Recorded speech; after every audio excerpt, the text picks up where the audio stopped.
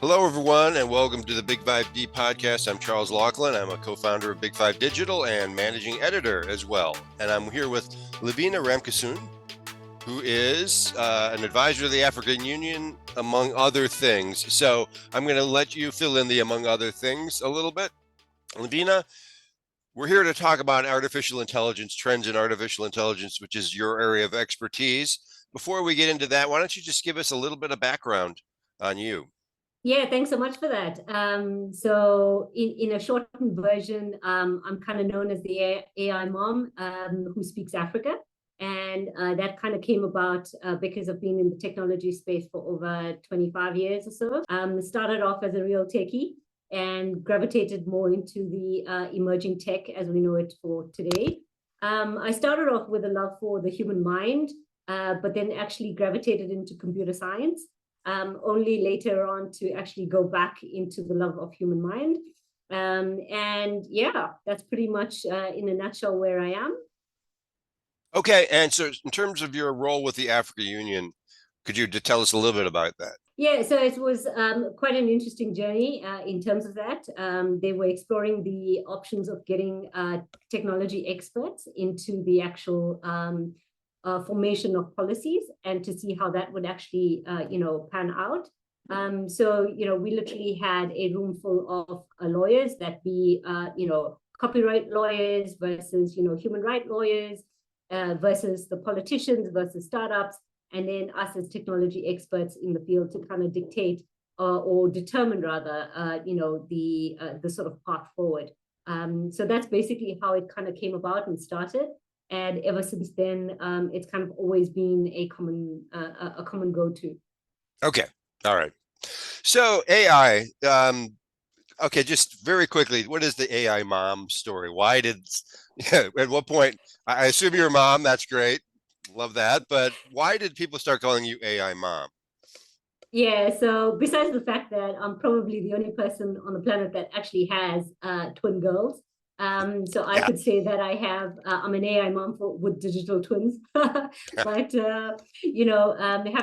that aside, I kind of started doing a lot of coaching and mentoring in the space, and that's pretty much how that came about. It was everyone kind of wanting some form of a reference or a quicker reference to me as a person. Mm-hmm. And it was actually suggested by one of the startups that I was coaching at that particular point in time.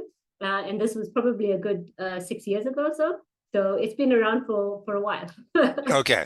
All right. Well, it's worked for you. Okay.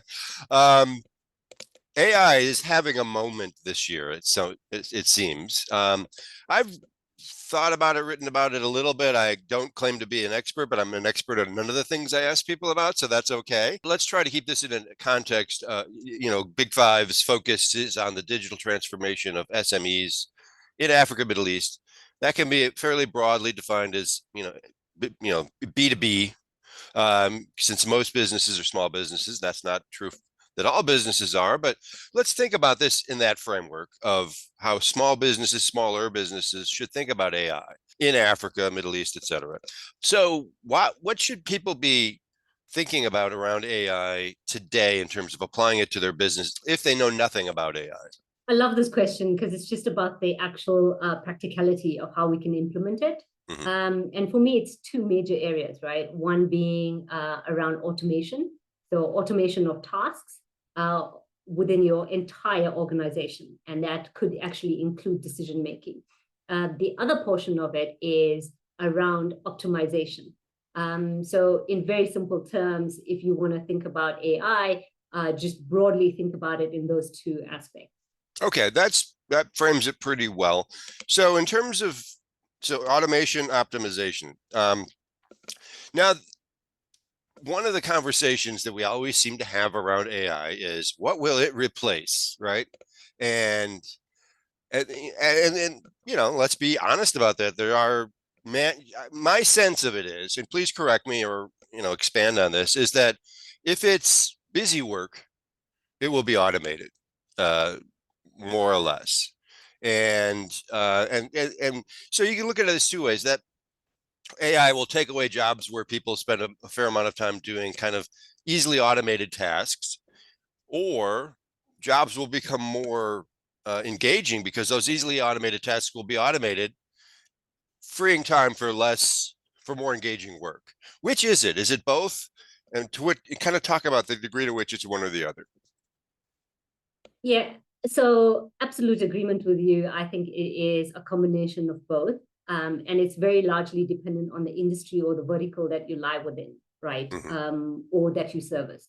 So, given that, I think we're going to start seeing a lot of engagement from, for example, the more softer side of AI, what we call general AI, which is things like chatbot, conversational AI, whether, if we had to take it or break it down into an SMME sort of perspective within the finance space, it would be things like, as I mentioned, the chatbot, a robo-visor, those are some of the things that we've kind of seen, but we're going to see it shift into a different dimension because there's different layers to AI.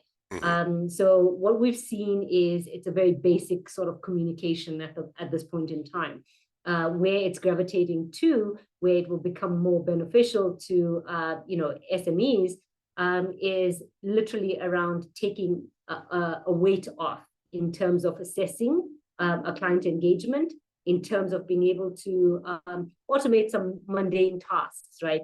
That could be a reply or a response, literally going from a 9 to 5 business to a 24/7 business. So those are the kind of practicalities that we've seen. And I think COVID has really expedited that adoption rate. In terms of the other areas of it, we've obviously seen what we call or term digital nudging that's happened, right? Which is a lot to do in the advertising space. And that digital nudging has happened not only in the digital space, digital advertising space, but all across social media, right? So we've seen, for example, LinkedIn, Google Maps, Spotify, Netflix, we literally cannot live without it. So that digital nudging is something that SMEs can also addedly jump onto in terms of, optimization of a customer experience. So I'm sure you've heard that everyone's kind of super focused at this point in time around the customer experience and what that's actually going to look like. So kind of let's talking about what's in the news and getting some of your sense of it. ChatGPT has sort of been the focus of this conversation. ChatGPT is kind of it's OpenAI solution. They're coming out with different versions of it, right? Some very big companies are building some very big solutions on top of it. And there have been some stumbles, let's just say, related to sort of the quality of the responses people are getting, or the sense of, is it sentient or not, which I think is kind of silly, to be honest with you, but kind of funny and silly and fun to talk about, perhaps. But we've seen some sort of, okay, we're throwing this out there as if it just was invented. I'm sure it's been worked on. I don't know exactly for how many years, quite a few. But there have been some bumps in the road in terms of the quality of the responses and so on, whether it's a tool for plagiarism, all these things. How do you filter through all of the sort of negativity about AI that we're seeing and apply it to where you think it'll be going in sort of the near term? Okay, that's a complex question, and I'll try to do my best. Yeah. I'll absolutely try my best to kind of segment the answers. So generally, ChatGPT falls within the category of what we call generative AI. Right. Now, generative DALL-E AI is another one where you can make art or you can create verbal text content, basically. Yeah, absolutely. Those are two examples for one or the other. Yeah. Yeah, and in addition to that, we've seen music being composed and generated. We've seen songs, we've seen books, we've seen verses, we've seen poetry, we've seen videos, we've seen deep fake as well. Podcasts are next. Podcasts are probably next. Let's hope not. Yeah. We kind of well, maybe that'll be a relief to us all. Who knows? Yeah, absolutely. So, in terms of all of that falls within that generative AI that we spoke about. But a lot of the things that kind of come to light in terms of the challenges are definitely things around deepfake, around copyright, around IP, around analysis of the actual data. So, largely why ChatGPT kind of doesn't get it right at this point in time is basically because of the data that it sits with, right? And, if I take you back, a good, I don't know, 25, 30 years, what I first learned in computer science was literally what they say, garbage in, garbage out. I was going to say that, but chose not to. Okay, so apologies for bringing it up, but so that concept in itself is pretty much where we are at, right? Okay. We've known for a very long time that we invested in technology, we invested in the potential of technology, and over the decades, it's not let us down. It's simple as that. So we know that tech can do anything, right now. And right now it's super intuitive and it's super lucrative and it's super exciting and, super sexy, for a lack of a better word. And, all of that, again, are great things, but we've got to balance it somewhere along the line, right? So the whole balancing effect needs to come in is the potential of human.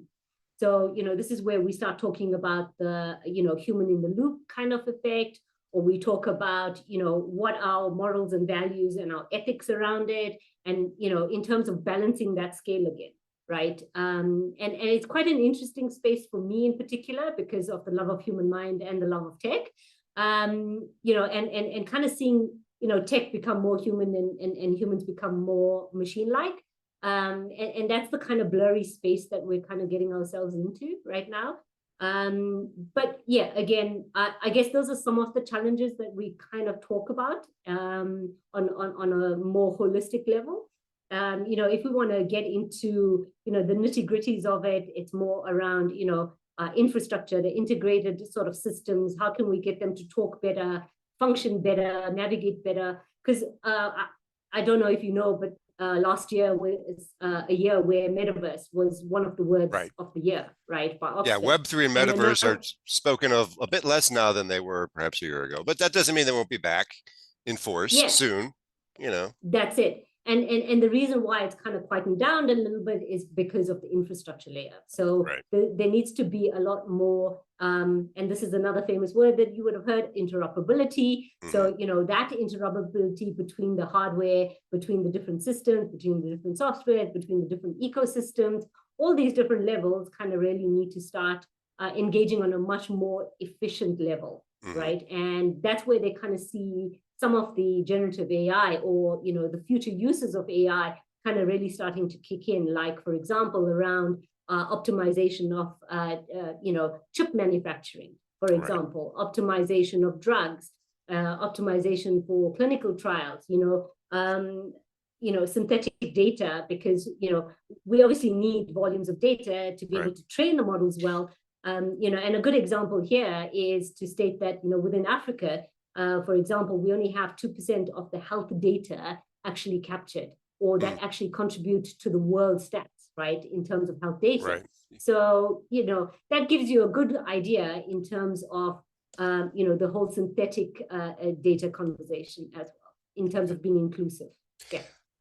So could you talk for a moment about how you think AI will advance Africa as I hate to say Africa as an emerging market. I get probably rightly corrected for using that phrasing, but let's go there for a moment and say, how does AI sort of advance the development of a emerging market, set of emerging markets like Africa? Okay, so for me, I think it largely comes back to the impact to society, right? So what we've seen is things like financial inclusion, where we know, for example, Africa has had a very small adoption rate, and we've had mass amounts of people excluded out of this financial system. And hence the birth of things like mobile wallets and mobile money, that kind of also allowed a bit of bridging to happen, right?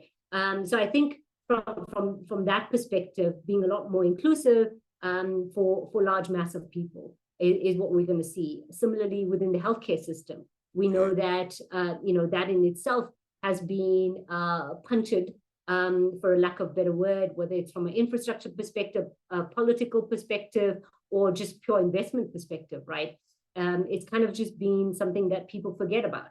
Another area, for example, is around refugees.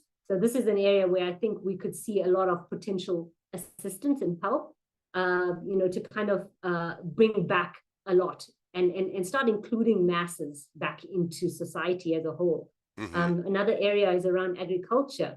I think there was a crazy stat, something in like 7 years, we're going to see Africa importing more food than it actually grows. And that in itself is a crazy stat, right? I mean, we sit with vacant land, we sit with gorgeous. That shouldn't be necessary. Weather. Yeah. Absolutely. So, how can we then utilize those areas to then optimize our current environment so that we don't end up in that predicament, right? This is a lot of data processing, using AI to take in reams of data and do more with them faster. Is that a fair way to very, very broadly summarize? Yeah, I think I would just add in one word, which is meaningful. So, bring about meaningful sort of context to the data. So yes, one, it's about capturing it.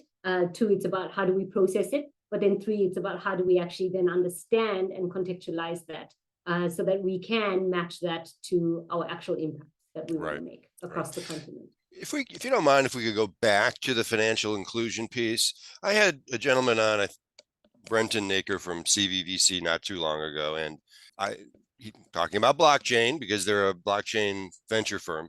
And the question I always ask when I'm talking to somebody about a technology is giving me a specific use case on how your technology is having an impact. Okay. And he talked about remittances, and that made sense. Okay. It doesn't have to be financial inclusion, but that's a good place to start. Could you maybe drill down a little further and give me a more concrete example of how AI is advancing the cause of impact for SMEs ideally, but citizens in general? Is there one example that you could offer?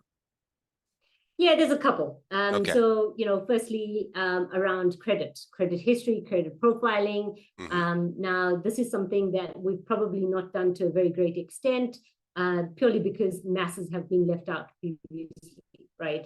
So how do we start creating a profile for someone within that space becomes the key question, right? How do we kind of work between the traditional systems, the fintech, which includes things like AI and blockchain, and the sort of other end of it, which is the telcos and the whole mobile wallets and the mobile money, right? So in that ecosystem itself, just around credit, there's a new way that we need to forge in terms of saying, I as Lavina, as a digital citizen, yes, I want to apply for a particular loan. How do I qualify? Is it still purely based on something of my past? And if so, how can we create a model that is best suited for Lavina, right? We know that there have been lots of examples where AI has heightened the biasness that comes along with how we have traditionally done things in the space. So I think one of the most famous examples was a husband and wife that kind of, applied for credit at the same time. The wife got rejected, the husband got approved, and that should not have been the case because their circumstances was actually more favorable for the wife rather than the husband. But there was sort of a default baked into the system that people hadn't detected until that point. Is that kind of what happened? Yeah, absolutely. I mean, another area for us would be things like fraud detection and fraud prevention. We've seen lots of cases in Africa where this has gone right and where it's gone wrong, both on the mobile side, both on the blockchain side, both on the traditional side. So again, that's an area where it becomes very much more about protecting the end consumer. Another area, for example, could be anti-money laundering, right? Where we know crypto, for example, has been hit quite a few times, especially the likes of South Africa. And that again leads to how can we optimize and how can we start detection much earlier with a 24-hour monitoring process that can actually provide and protect that end consumer. But it has to be on a very personalized level. So, gone are the days where it's about someone giving, for example, a cybersecurity solution just to the general, businesses or to the end consumer. It's now about how can I actually personalize Lavina's experience throughout her journey in this digital realm and in the physical realm. Okay. So is it fair to say that AI is impacting our lives in a lot more ways now than we realize because of some of the things you're talking about? That's my sense of it, is that AI has been running our lives sort of behind the curtain for quite some time now. And we just don't really realize. We focus on the things that are quite visible to us, like the deep fakes and the chat GPT novels and things like that. We're not focusing on sort of behind the curtain how our credit decisions are being made so much faster now, and that sort of thing. Is that fair? Yeah, absolutely fair. And I think it's been such a slow progression over a period of time that if you had to pause right now and look back 10 years or look back 20 years, you'd actually be surprised at the amount of AI integration, right, that one has in one's life. For example, if I had to ask you a simple question of, how long does it take you to engage with AI from the moment that you wake up in the morning? It's now a matter of nanoseconds. Probably literally. While you were sleeping, you were engaging quite heavily with AI. Yeah. Yeah, probably. Right. So that whole dependency that we're now creating for, living in this, or always being plugged in, is becoming more and more real. Right. Yeah. And it's especially unique for Africa because we still sit with very unique, sort of primitive, I guess, issues, right, for a lack of better word. Things like electricity, things like water. They hinder whether or not we get included permanently into this digital transition or whether we stay away from it, right? So, again, for example, the cost of Twitter to get a blue tick, right? These days is $8. So, and to be part of that faster algorithm and to kind of get the kind of right likes and the right views from certain people. Get engagement. Yeah. I mean, $8 in Africa a month? Really? Are you kidding me? You can buy so many more important things for $8. I mean, the average power, person electricity, doesn't earn water, $8. food. Yeah.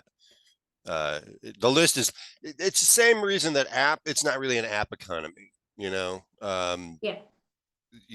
Because if you're spending $3 to $4, I spend $3 to $4 on many different things to help do the work that I do. I don't enjoy it, but it's sort of a cost of doing business. But if you were to add all those up, that would go a very long way, towards other more basic necessities. So you can see why that's just not a tenable path, And that's why I think it's so important that we kind of play between those spaces of a social, a human, and intellectual, right? And we shouldn't actually give up our humaneness, Right. I think for a large extent, lots of people have said that AI in itself has allowed us to reflect on who we are as humans and what role we want to play. And it kind of really leads to the conversation of a dystopian versus a, non-dystopian future. And basically what we want to create. So to the SMEs, to businesses, to providers that are out there, each one of us actually has a role to play. It's you determining what role you wish to play within that cycle, right? And we can all easily go wrong. I mean, we've seen it, and I think our history as a society has shown us that we've gotten it wrong a few times. But that's okay. It's about how do we mass shift? How do we mass adopt? How do we mass include, right? So that we kind of don't sit with the same sort of divisions that we've had in the past. Right. Okay, so I'm going to ask a final question, which kind of goes back a bit to some things we were talking about earlier around generative AI. And, when some of the things have happened around ChatGPT giving bad information or whatever, and I kind of roll my eyes if people say, see, it's not ready for prime time. It's not ready for this. Then I kind of roll my eyes and say, how long do you think it's going to take for that for them to get that right? And for these things to be doing way more than we even can imagine today. How fast do you think how long do you think it'll take before, and I'm not saying before it's reading the news or writing an Oscar-winning film, but which could be, it can already do that. But how long do you think before, I guess, to put it in a simple way, before the bugs are worked out and these things are doing everything that, people said ChatGPT was going to be doing a couple of months ago, and then there's a couple of stumbles and people are like, see, and I'm like, just wait. So when I say just wait, how long do you think the just wait is? Literally nanoseconds. Okay. It's not a good answer, I know, but Okay. So it's already happened since in the pause in that answer. It's already fixed everything. Yeah, it has. So literally 2 days ago or 3 days ago, I think it was, I read an article where AI actually came up with a new material, right? A new composition of material, and what they call in robotic slime. And, this in itself is a liquid metal. It can do different things. It's something that we have not thought about, for example.